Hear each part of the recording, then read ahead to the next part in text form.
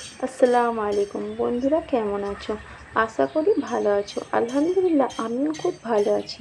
তোমাদের সঙ্গে আবার একটা নতুন ভিডিও নিয়ে চলে এসেছি। সকাল থেকে কী কাজ করব সেগুলোই তোমাদের সঙ্গে শেয়ার করব। আজকের মৌসুমটা কিন্তু খুবই সুন্দর ছিল। রাত্রিরে কিন্তু প্রচণ্ড গরম ছিল। তো ভোরবেলার দিকে বৃষ্টি হওয়ার জন্য সকালের মৌসুমটা কিন্তু খুবই ভালো ছিল। তো আমি মুখ টুখ ধুয়ে ছাদে চলে গিয়েছিলাম। তারপরে নাস্তাটা বানাচ্ছি। আজকে কিন্তু ছেলেদের স্কুল টিউশন দুটোই ছুটি ছিল। ওরা চাটা কিন্তু খুব একটা খেতে পছন্দ করে না, ওই জন্য ওরা পোহে খেতে খুব ভালোবাসে। তো পোহেটাই বানিয়ে ফেললাম। তো এখানে পোহে বানাতে বানাতে ভাবলাম যে আজকে সকাল থেকে কী করে কাজটা তাড়াতাড়ি করব, কারণ আমার কাছে যারা সেলাই শিখতে আসে বিকালে আসতো, কিন্তু এবারে বিকালে কী হয়, তাড়াতাড়ি মানে মগরিবের আজানটা হয়ে যায়, সেই জন্য তাড়াতাড়ি ছেড়ে দিতে হয়। ওই জন্য বললাম যে তোমরা সকালের দিকে চলে এসো, তাহলে আমারও কী হয়, দুপুরের দিকে ঘুমটা হয়ে যায়। সেই জন্য ওরা আজকে কিন্তু সকাল 11টার সময় করে সেলাইটা শিখতে আসবে। ওই জন্য ভাবলাম যে আজকে নাস্তাটা বানিয়ে নিয়ে কিন্তু রান্নাটা চাপিয়ে দেবো। তো এখানে আমাদের নাস্তাটা রেডি হয়ে গেছিলো। তো নাস্তাটা রেডি হয়ে যাওয়ার পরে ছেলেদেরকে নিয়ে নাস্তা করে নিলাম। সেটা তোমাদের সঙ্গে শেয়ার করতে পারলাম না। এই থালা বাসনগুলো এবারে বাসি যে ছিল, আমার তো কিছু কাজটা হয়নি, নাস্তাই শুধু করেছিলাম। তো থালা বাসনগুলো ধুয়ে নিলাম। ধুতে ধুতে দেখছি কি না যে আমাদের ট্যাঙ্কির পানিটা শেষ হয়ে গিয়েছিলো।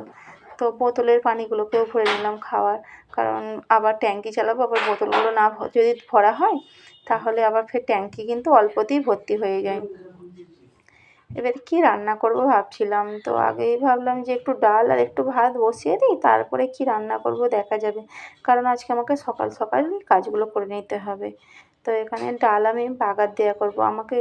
আমার ছেলেদেরকে ডাল বাগার দেওয়াটাই ভালো লাগে, যেটা পেঁয়াজ আর রসুন দিয়ে বাগার দিয়ে নেবো। তো ডালটা ধুয়ে আমি হলুদ দিয়ে বসিয়ে দিলাম। এবারে বাসি বিছানাগুলোকে গুছিয়ে নিলাম। গুছিয়ে নিয়ে ভাবলাম যে এবারে ঝাড়ু ফাড়ুগুলো লাগিয়ে নিই। তো ঝাড়ু লাগিয়ে নিয়ে মোছাটা ভাবলাম যে পরেই লাগাবো, যেহেতু ওদিকে ভাত আমার ডাল হচ্ছে। তো এখানে ঝাড়ুটা আমি লাগিয়ে নিলাম। তো ঝাড়ু লাগিয়ে নেওয়ার পরে আমি ভাবছিলাম যে আজকে কিন্তু আকাশটা মানে খুব একটা রোদ বেরোয়নি অবশ্য, আর মৌসুমটাও কিন্তু খুবই ভালো ছিল। তো আমার এই ঘরটা ক্লিন করা হয়ে গেল।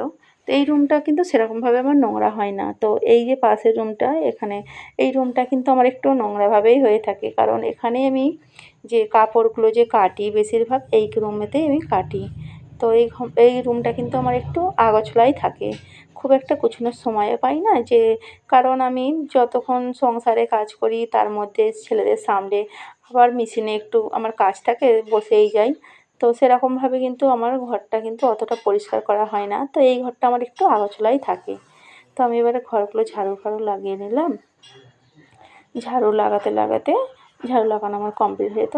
এবার ভাবলাম যে আমি কী রান্না করব, সেই জন্য ভাবলাম যে একটু গরুর মাংস ছিল, তো ওই মাংসটাকে কুচিয়ে নিয়ে আর আলু দিয়ে ভাজা করে নেব। ছেলেরা কিন্তু আমার শুকনোটাই খুব পছন্দ করে, মাংস ছাড়া ওরা সবজিটা খুব কমই খায়। সেই জন্য ওই ডাল করব আর আলু দিয়ে গরুর মাংস দিয়ে ভাজা করে নেব।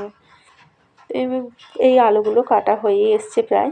ভাবলাম এগুলো হয়ে গেলে আমি ঘরটাকে পোঁছা লাগিয়ে নেব। এই ঘর আমার পোঁছা লাগানোও কমপ্লিট হয়ে এসছে। পোঁছা লাগানোর পর এদিকে কিন্তু আমি মাংস আর আলুটা ভাজতে দিয়ে চলে এসেছিলাম।